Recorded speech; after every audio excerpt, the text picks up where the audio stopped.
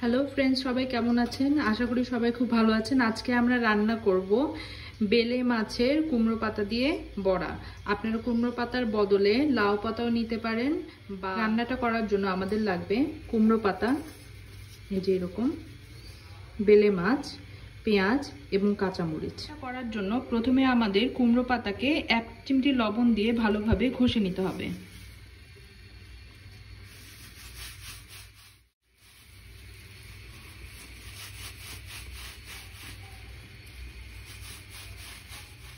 গুলোকে ঘষে নিয়েছি। উপকরণগুলোকে আমরা একসাথে মাখিয়ে নেব।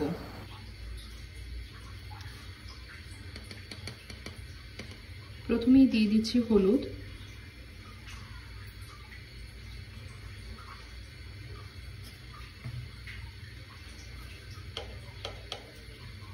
তারপর গুঁড়ো মরিচ,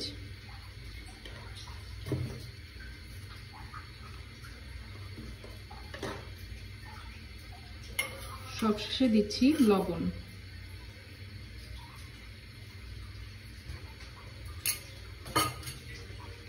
দেব খানিকটা সরিষার তেল।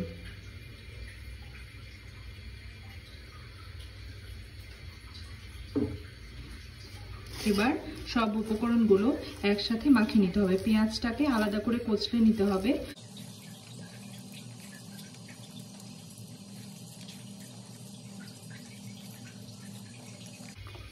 এরপর মাছগুলোকে পেঁয়াজ মরিচের সাথে ভালোভাবে মেখে নিতে হবে।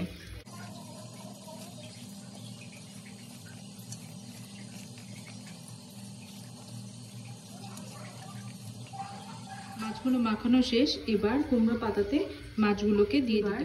কুমড়ো পাতাতে বেলে মাছগুলো দিয়ে দিতে হবে। একটা বেলে মাছের টুকরো কিংবা দুটো। পাতাটাকে ঠিক এভাবে মুড়ে নিতে হবে।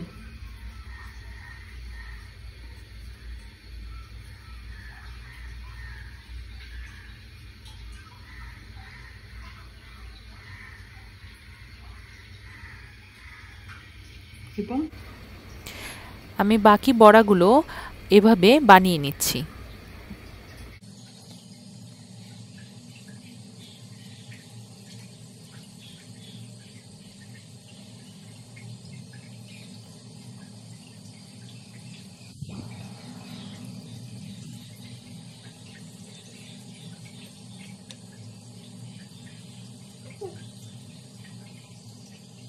শেষ বড়াটিও আমরা তৈরি করে নিচ্ছি।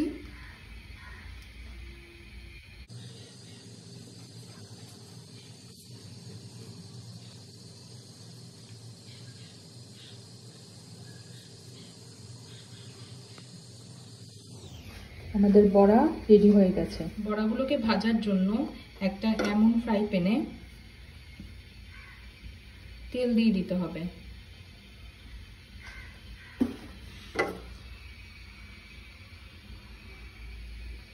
ননস্টিক হলে ভালো হয়, এতে বড়াগুলো লেগে যাবে না।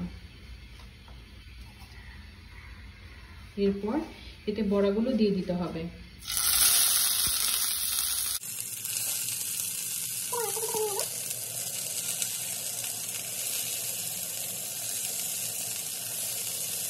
বড়াগুলো দেওয়ার সময় খেয়াল রাখতে হবে, যেদিকে মুড়ে দেওয়া হচ্ছে সেই পিঠটা নিচে দিতে হবে, নয়তো কিন্তু বড়া ফুলে যাবে।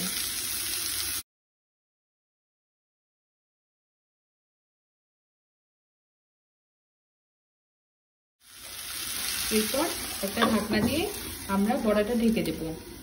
ফিরে আসবো 5 মিনিট পরে। 5 মিনিট পর ফিরে এসেছি। এখন বড়াগুলোকে একে একে উল্টে দিব।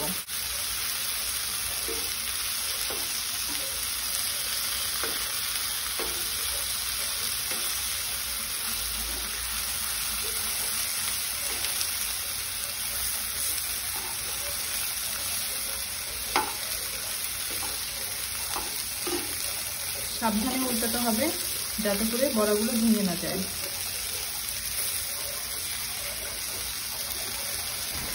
উল্টে দেয়া হয়েছে। এরপর সামান্য সরিষার তেল যোগ করে একটা ঢাকনা দিয়ে মাছগুলোকে ঢেকে দেব। চুলোর আঁচটা কিন্তু একদম কমানো ছিল। এখন দেখতে হবে বড়াগুলোর অপোজিট কতটা হয়েছে। আবারও একবার নেড়ে দেবো বড়াগুলো, একটু ঠিক করে দিচ্ছি।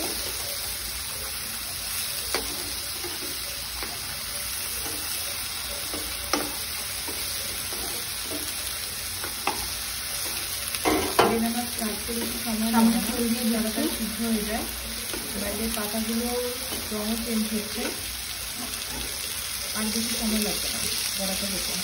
এরপর ঢাকনা দিয়ে আবারও ঢেকে দেবো 5 মিনিটের জন্য।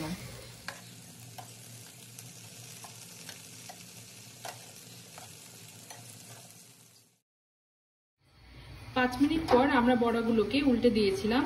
এখন 2 মিনিট পর আমরা আবারও ফিরে এসেছি।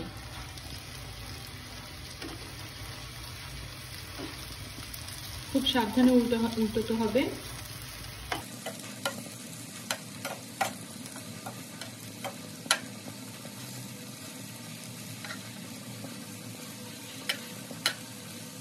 প্রায় ভাজা হয়ে এসেছে।